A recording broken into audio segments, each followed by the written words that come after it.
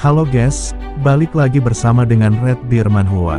Kali ini Mimin akan melanjutkan komik yang menceritakan tentang perjuangan seorang laki-laki yang berubah menjadi ayah tak tertandingi.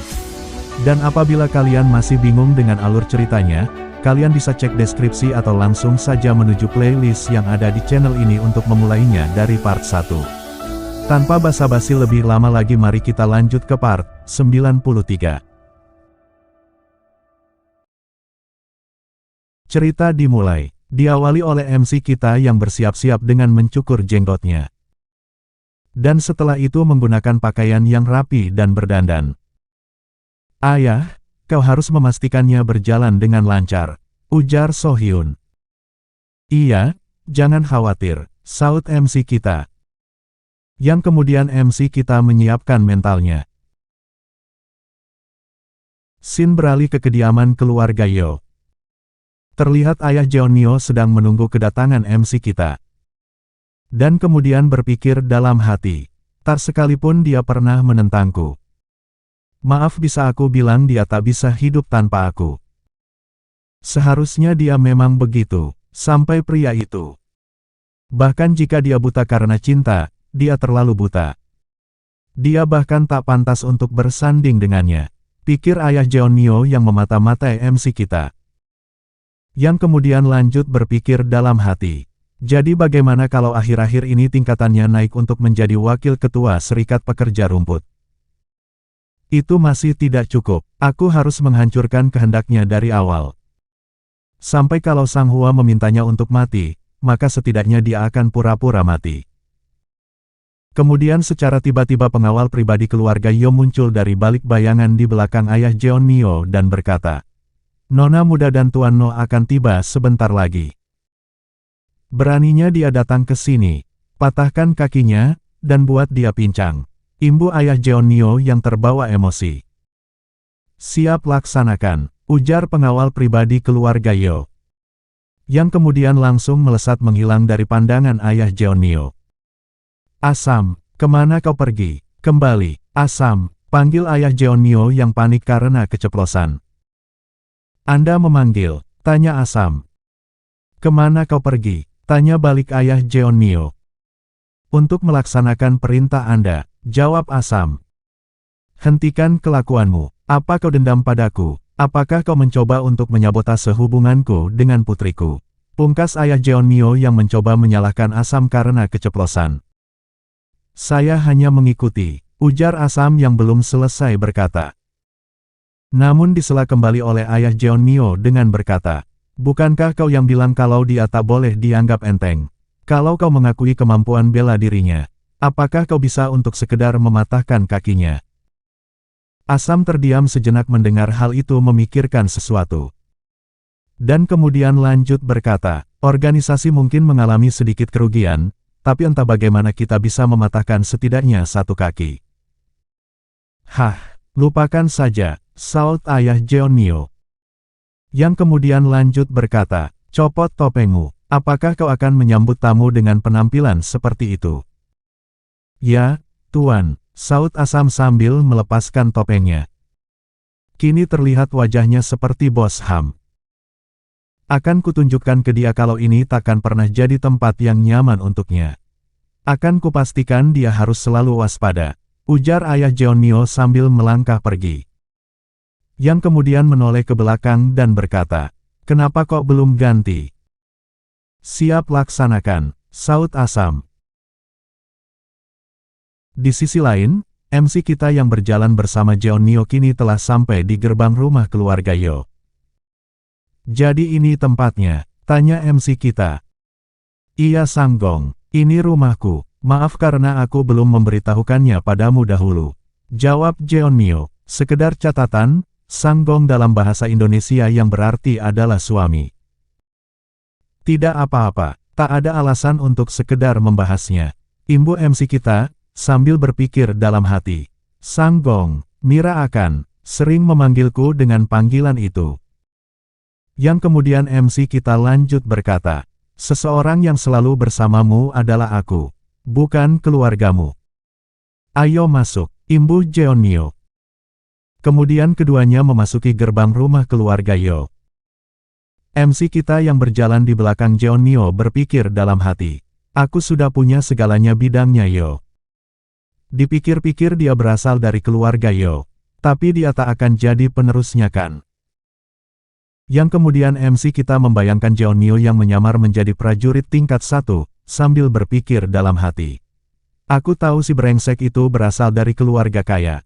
Tapi tetap saja, bukankah ini agak berlebihan? Bagaimana caranya untuk menangani ini? Kemudian keduanya tiba di halaman rumah keluarga Yo, yang telah ditunggu oleh ayah Jeonnyo bersama Asam. Ayah, beliau ayahku, ujar Jeonnyo kepada MC kita. Ayah Jeonnyo nampak berwajah suram saat melihat MC kita. Sedangkan MC kita yang nampak nervous melihat ayah Jeonnyo.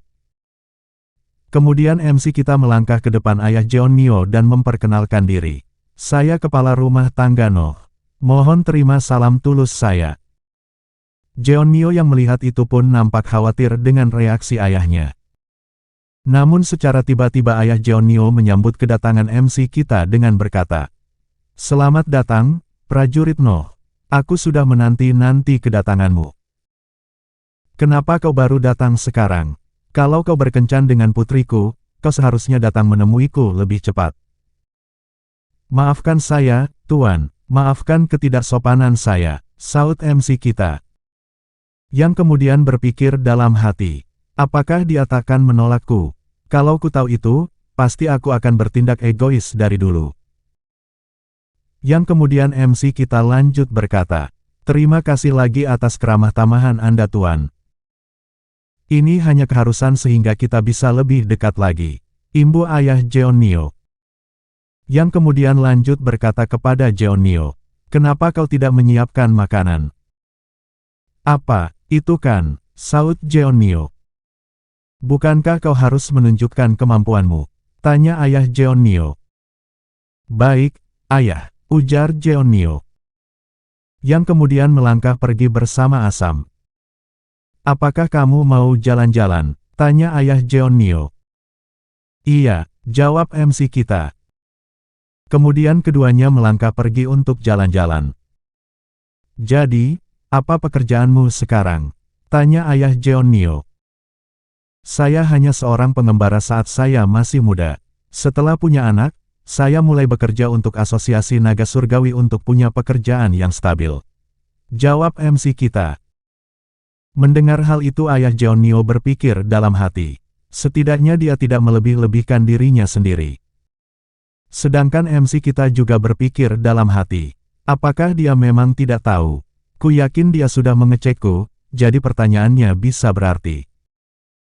Di sisi ayah Jeonnyo juga berpikir kembali dalam hati. Laporan Asam juga menyebutkannya. Setidaknya dia seseorang yang mengurus keluarganya. Melihat dari uang yang dia simpan atas nama anak. Dia bukan seseorang yang suka minum-minum dan hidup tanpa tujuan. Bertolak belakang dengan rumor yang ada, ia sepertinya tahu tempat untuk menghabiskan uang.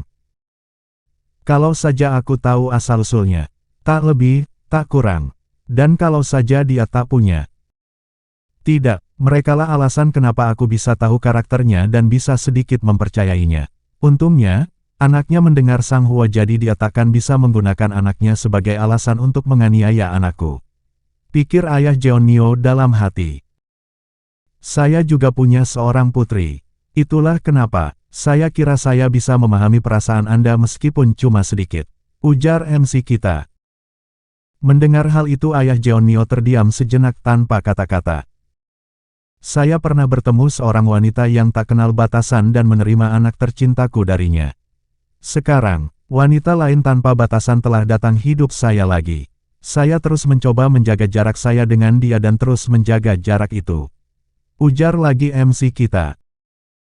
Teruskan, saut ayah Jeonnyo. Tak ada yang bisa kulakukan. Ujar MC kita. Kemudian lanjut berkata, saya tahu kalau dia adalah orang paling berharga untukmu dan putrimu. Kalau Anda mengizinkan hubungan kami, maka sampai saya meninggal, saya tak akan membuatnya sakit hati dan sebagai seorang pria saya akan menjaganya. Kemudian MC kita dengan ayah Jeonnyo saling menatap terpaku. Lalu ayah Jeonnyo bertanya, apa kau minum alkohol? MC kita hanya terdiam mendengar hal itu. Shin beralih ke kediaman Tang Bungjun. Apa kau bodoh? Kau harus mensiagakan semua orang di sana, ujar Yang Yang. Tahu kok, tapi kalau garda depan bisa mendapatkan kemenangan besar, ujar Tang Bungjun yang belum selesai berkata. Namun disela oleh Yang Yang dengan berkata, asosiasi kontraktor kriminal akan tahu kalau kita merencanakan serangan. Mereka akan bersiap untuk menangkis kita, dan menang melawan musuh yang sangat siap akan susah.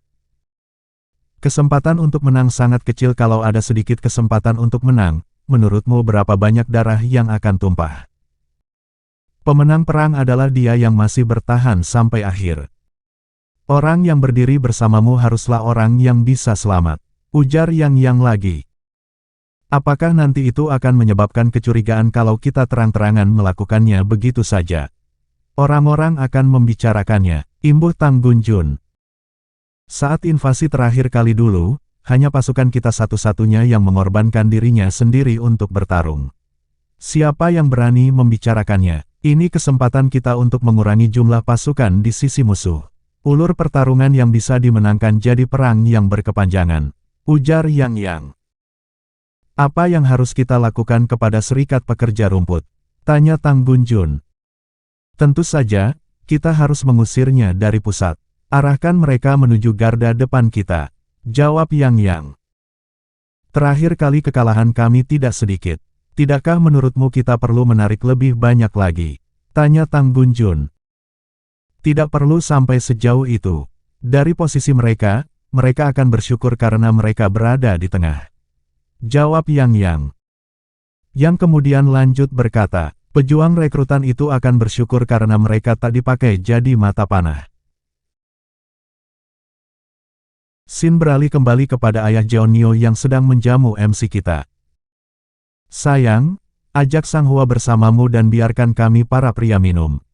Ujar ayah Jeonnyo kepada istrinya. Ayah, saut Jeonnyo yang nampak khawatir. Ayo kita keluar, ibu-ibunya Jeonnyo mengajak Jeonnyo keluar. MC kita hanya bisa melihat hal itu dengan diam. Kau bilang kau tidak minum sampai mabuk, ujar ayah Jeonnyo. Ya Tuan, saut MC kita. Tentu saja, kau tidak boleh. Tidak, paling tidak, kau tidak boleh melakukannya hari ini, pikir ayah Jeonnyo. Yang kemudian lanjut berkata, jangan menolakku. Aku memintamu sebagai sesama pria. Walaupun saya tidak biasanya minum sebanyak itu, tapi saya tidak akan menolak pemberian Tuan. Imbu MC kita. Kemudian ayah Jeonnyo menuangkan semua arak. Dan keduanya pun saling minum. Terus minum araknya berkali-kali, yang seakan-akan mereka sedang lomba minum arak. Kemudian chapter bergeser saat tiba di malam hari. Terlihat banyak botol yang telah kosong, setelah diminum oleh MC kita bersama ayah Jeonnyo. Ayah Jeonnyo yang menatap MC kita pun hanya bisa terdiam tanpa kata-kata, saat melihat MC kita yang sudah tumbang akibat mabuk. Yang kemudian secara tidak sadar ayah Jeonnyo nampak ingin pingsan dari mabuknya. Asam, panggil ayah Jeonnyo. Ya, saut Asam. Hilangkan rasa mabukku, imbu ayah Jeonnyo. Yang kemudian Asam menyalurkan tenaga dalamnya, untuk mengeluarkan rasa mabuk yang dirasa ayah Jeonnyo. Sambil berkata, itu berbahaya, walaupun Anda tidak menyentuh setetes pun alkohol, tapi kenapa Anda? Ujar Asam yang belum selesai berkata. Namun kemudian disela oleh ayah Jeonnyo dengan berkata, aku mendengarnya, walaupun dia terlihat seperti itu, dia cukup tajam dan punya kewaspadaan yang baik. Kalau aku tidak minum dengannya, tidakkah dia akan berpikir kalau ada yang aneh? Kemudian Asam dikejutkan dengan sesuatu yang berada di luar ruangan. Lalu berkata, tetua sudah sampai. Ayah Jeonnyo yang menoleh ke arah pintu masuk, dan kemudian menyambut kakek tua Jin Gasu dengan berkata, selamat datang kembali, ini sudah larut. Calon ayah mertua mengunjungi calon menantunya. Aku tidak akan mengganggu itu, ujar kakek tua Jin Gasu. Silakan lewat sini, Biarkan saya menuangkan minuman, saut ayah Jeonmyo. Yang kemudian lanjut menuangkan minuman yang akan diberikan kepada kakek tua Jin Gasu. Dan kemudian berkata, sangat sulit untuk membuatnya mabuk. Dia memang memiliki kekebalan yang tinggi. Aku hanya pernah melihatnya berpura-pura mabuk tapi tidak pernah melihatnya benar-benar mabuk. Imbuh kakek tua Jin Gasu. Tidak mungkin dia tidak mabuk setelah mau minum 3 botol Shaoxing Wine yang berusia 30 tahun. Ujar ayah Jeonmyo. Jadi apakah dia juga tak bisa dipercaya? Tanya kakek tua Jin Gasu. Tidak peduli siapapun yang dia bawa pulang, mereka tidak pernah memuaskan. Jawab ayah Jeonmyo. Yang kemudian menoleh kepada MC kita yang pura-pura tepar. Lalu membayangkan saat MC kita meracau dengan berkata, maafkan saya benar-benar minta maaf. Saya mencoba yang menjaga jarak. Karena saya adalah ayah dari seorang anak perempuan, saya benar-benar mencoba untuk menjaga jarak. Kemudian ayah Jeonmyo terdiam sejenak. Lalu kemudian berkata, tapi aku mengakuinya, dia adalah seorang pria. Aku sudah mengawasinya selama 10 tahun. Walaupun mungkin dia tidak cocok untuk menjadi pasangannya Sang Hua, dia tetap seorang pria yang memegang kata-katanya. Imbuh kakek tua Jin Gasu. Yang kemudian lanjut berkata, biarkanlah, paling tidak untuk kebaikannya. Bahkan jika aku mencoba, perasaan ini yang dia tinggalkan padanya membekas. Saut ayah Jeonmyo. Yang kemudian lanjut berkata, tapi, jika masalahnya adalah dia berada di kelas bawah, bukankah aku hanya harus mengangkatnya sendiri? Kalau dipikir-pikir itu bukan ide yang buruk. Asosiasi kami membutuhkan beberapa pekerja. Kalau seorang kenalan mengambil posisi itu tidak akan menimbulkan masalah untuk asosiasi. Kemudian ayah Jeonmyo terlihat memantapkan hatinya untuk menerima kenyataan. Melihat hal itu kakek tua Jin Gasu sedikit tersenyum. Lalu kemudian berkata, kau harus pergi. Sang Hua mungkin sangat gugup. Karena kau sudah memutuskan, lakukanlah dengan sungguh-sungguh. Dan dia, saut ayah Jeonmyo. Tidak apa-apa, kita bukan orang asing. Aku akan membawanya setelah menghabiskan wine ini. Ujar kakek tua Jin Gasu sambil meminum araknya. Aku akan, saut ayah Jeonmyo yang belum selesai berkata. Namun kemudian langsung disela oleh kakek tua Jin Gasu dengan berkata, sudah kubilang tidak apa-apa. Kalau begitu aku akan membawanya lagi lain kali. Saut ayah Jeonmyo sambil memberikan hormatnya. Ya, imbuh kakek tua Jin Gasu. Yang kemudian ayah Jeonmyo melangkah pergi keluar ruangan, meninggalkan kakek tua Jin Gasu bersama MC kita. Melihat hal itu kakek tua Jin Gasu yang hanya tinggal berdua bersama MC kita kemudian berkata, hei kau, berhenti berpura-pura tidur dan bangunlah. Kemudian MC kita bangun dari sandiwaranya yang berpura-pura mabuk. Sepertinya sekarang kau tahu kapan untuk menunjukkan beberapa keputusan yang tepat. Kalau begitu, kau selalu menjadi rubah yang menyerupai beruang. Ujar kakek tua Jin Gasu sambil meminum araknya. Di samping itu, bagaimana Anda bisa ada di sini tuan? Tanya MC kita. Dia adalah saudara dekatku. Lebih tepatnya, dia adalah saudara dari istriku. Jawab kakek tua Jin Gasu. Mendengar hal itu MC kita hanya terdiam menatap kakek tua Jin Gasu. Bukankah sudah kubilang, aku mendapatkan istri yang tidak akan iri dengan kaisar yang memiliki 99 kamar. Ujar kakek tua Jin Gasu. Kau juga sudah membuat pengakuan konyol kalau para ahli di dunia akan gemetar dan merangkak di bawahmu. Sebenarnya yang mana yang benar dan yang mana yang salah? Tanya MC kita. Sudah kubilang aku tidak pernah berbohong. Itu semua benar, semuanya. Jawab kakek tua Jin Gasu sambil meminum araknya. Yang kemudian lanjut berkata, Sohyun tersayang itu akan mempercayai kata-kataku bahkan jika aku memberitahunya matahari terbit dari barat. Kalau begitu apa yang terjadi? Tanya MC kita lagi. Menurutmu apa yang terjadi? Jawab kakek tua Jin Gasu. Yang kemudian lanjut berkata, karena aku tahu kalau kau mempunyai hubungan dengan Sang Hua, aku menggunakan jabatanku untuk membantu. Apakah menurutmu seorang pria yang santai akan memiliki keinginan sedikitpun untuk menerimamu sebagai menantumu jika kau tidak? Tanya balik kakek tua Jin Gasu. Ya, menurutku aku sudah lumayan dalam membuatnya terkejut.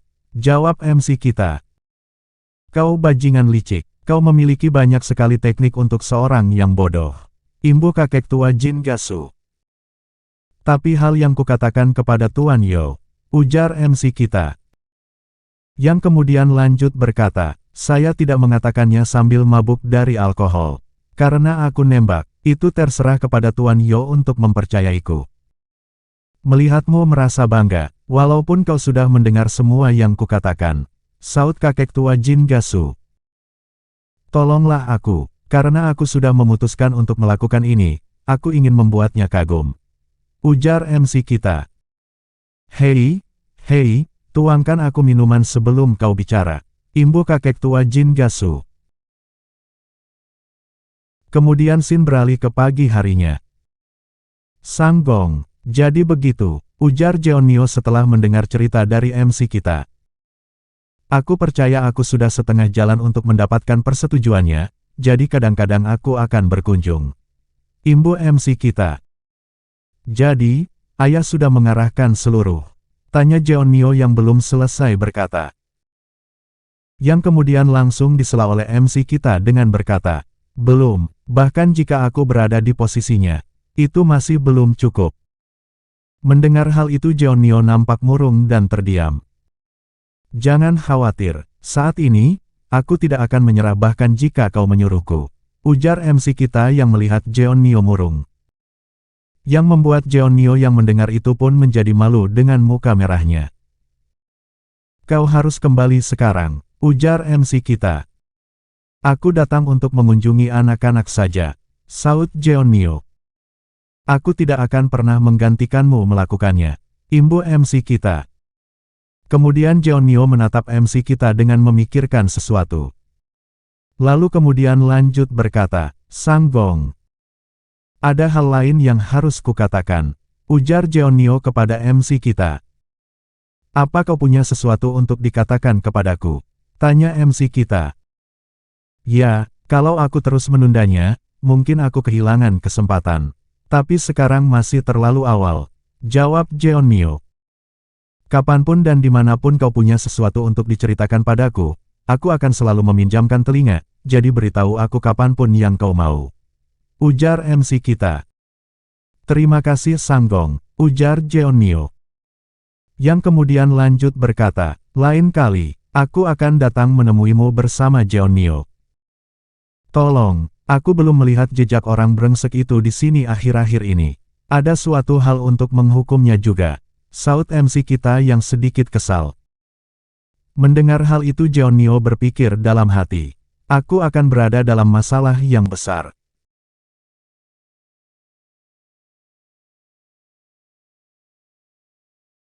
Sekian untuk episode kali ini, jangan lupa subscribe untuk update video-video terbaru dari Mimin, dan juga bantu share biar channel ini berkembang dan membuat Mimin semangat. Sekian dari Mimin, wassalamualaikum warahmatullahi wabarakatuh, and see you next time.